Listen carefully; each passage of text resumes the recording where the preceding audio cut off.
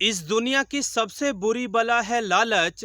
और लालच किसी भी चीज का हो, उसका परिणाम बुरा होता है, घातक होता है। और आज की हमारी सनसनीखेज घटना और कहानी में भी दरअसल कुछ यूं ही हुआ कि एक शादीशुदा व्यक्ति शादीशुदा होते हुए भी अपनी पड़ोसन के साथ इस कदर दिल लगा बैठा कि अपनी ही खूबसूरत पत्नी का कत्ल कर दिया। और जिस प्रेमिका के लिए उसने इतना बड़ा कदम उठाया, आखिरकार उसने भी उसको पीठ दिखा दी।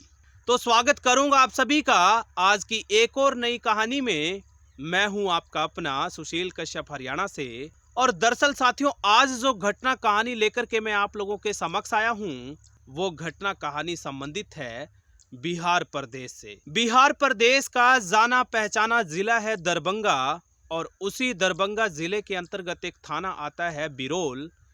और बिरोल थाने के अंतर्गत ही एक गांव आता है आसी। उसी आसी गांव का रहने वाला है मोहम्मद इस्ताक।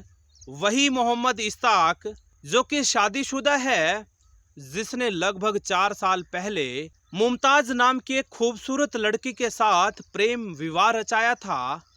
और 4 साल होने के बाद भी मोहम्मद इस्ताक और मुमताज अपनी शादीशुदा जिंदगी से बेहद ज्यादा खुश हैं, प्रसन्न हैं। लेकिन दोस्तों, उसी बीच मोहम्मद इस्ताक अपनी पड़ोसन को दिल दे बैठा। उसकी तरफ इस कदर आकर्षित हुआ कि उसकी तरफ खींचा चला गया। और जानकारी अनुसार मोहम्मद इस्ताक की पड़ोसन देखने और दिखने में इतनी ज्यादा खूबसूरत थी कि कहीं ना कहीं दूर दराज के इलाके में भी उसकी पड़ोसन के चर्चे हुआ करते थे। और आखिरकार आगे चलकर मोहम्मद इस्ताक और उसकी पड़ोसन का प्रेम प्रसंग चल पड़ता है। और उसकी पड़ोसन को भी ज्यादा समय नहीं लगता ये समझने में कि आखिरकार मोहम्मद इस्ताक भला चाहता क्या है।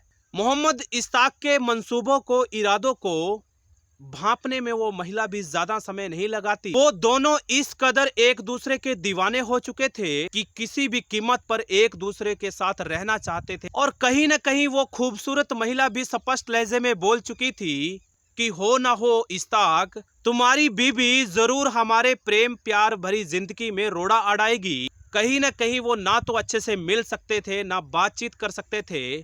और शायद इसी वजह से मोहम्मद इस्ताक भी अपनी पत्नी के साथ लड़ाई झगड़ा करने लगा था। और हर दिन प्रतिदिन इस फिराक में रहता था कि कब वो मौका हाथ लगे, जब वो अपनी पत्नी को अपने प्रेम प्रसंग भरी जिंदगी के रास्ते से हमेशा हमेशा के लिए हटा दे। और आखिरकार बड़े ही शातिराना अंदाज में एक दिन मोहम्मद इस्ताक नाम का वो शातिर पति कहूँ या प्रेमी कहूँ, जैसे ही मोहम्मद इस्ताक खाने में जहर मिलाकर अपनी पत्नी को परोसता है, तो जहर चंद मिनटों में ही अपना असर दिखाने लगता है। लेकिन जिन मंसूबों के साथ उसने जहर परोसा था, दरअसल उन मंसूबों में वो सफल होता हुआ दिखाई नहीं दे रहा था।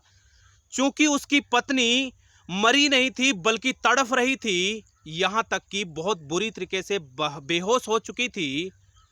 और शायद इस यही वजह रही होगी कि मोहम्मद इस्ताक ने बड़े ही शातिराना अंदाज में बेदर्दी और बेरहमी से अपनी तड़फती हुई खूबसूरत पत्नी को गले में चुन्नी डालकर गला घोंटकर मौत के घाट उतार दिया।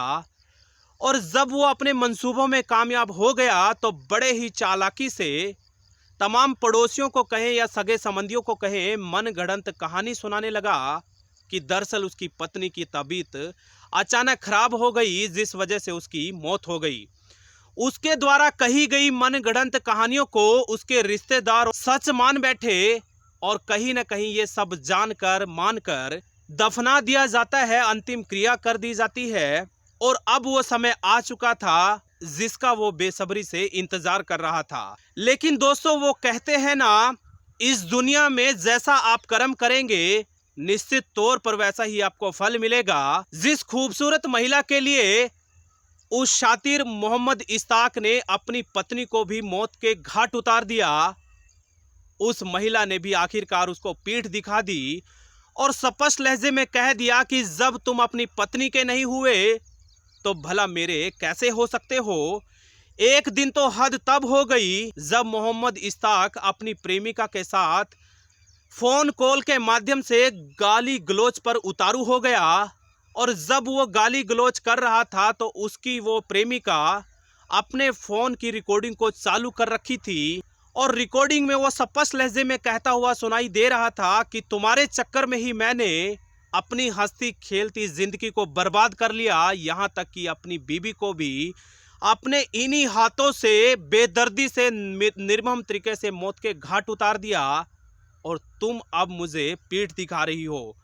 दोस्तों, जैसे ही ये पूरी घटना कहानी को चंद समय बीतता है तो आखिरकार वही कॉल रिकॉर्डिंग जिसमें वो शातिर मोहम्मद इश्ताक तमाम तरीके की सनसनीखेज खुलासे कर रहा है, वो बहुत ज़्यादा तेज़ी से वायरल होने लगता है। इतना ज़्यादा ट्रेंड होता है कि घर घर की खबर बन जाती है और वो ऑडियो क्लिप शेयर होते होते वायरल होते होते नज़दीकी थाने में पहुंच जाती है। और जैसे ही मामला पुलिस के संज्ञान में आता है तो कहीं ना कहीं अफरा तफरी का माहौल मच जाता है।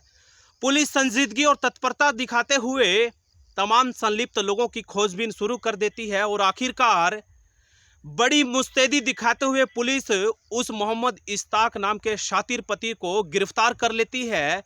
और पहले प्यार से और फिर सख्ती से जब पुलिस अपने तरीके से पूछताछ करती है तो मोहम्मद इश्ताक भी रह रहकर तोते की तरह कबूल करता है कि साहब जी, मुझे माफ़ कर दीजिए, मेरे हाथों से बहुत बड़ा जुल्म हो गया, मुझे शायद ऐसा नहीं करना चाहिए था, लेकिन मैं अपनी प्रेमिका के चक्कर में इस कदर डूब चुका था कि उसके प्यार की खातिर कुछ भी कर गुजरने को तैयार था।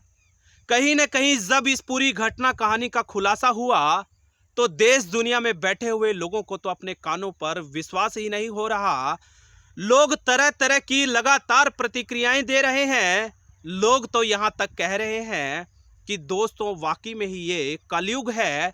न जाने कैसी कैसी घटनाएं आए दिन सामने आ रही हैं। इस कलयुग में भला क्या क्या देखना बाकी है। दोस्तों, बहरहाल जब मामला दर्ज हुआ तो तमाम संगीन धाराओं में मामला दर्ज करके उस मोहम्मद इश्ताक को सलाखों के पीछे काल कोठरी में डालने की पूरी तैयारी कर ली गई है।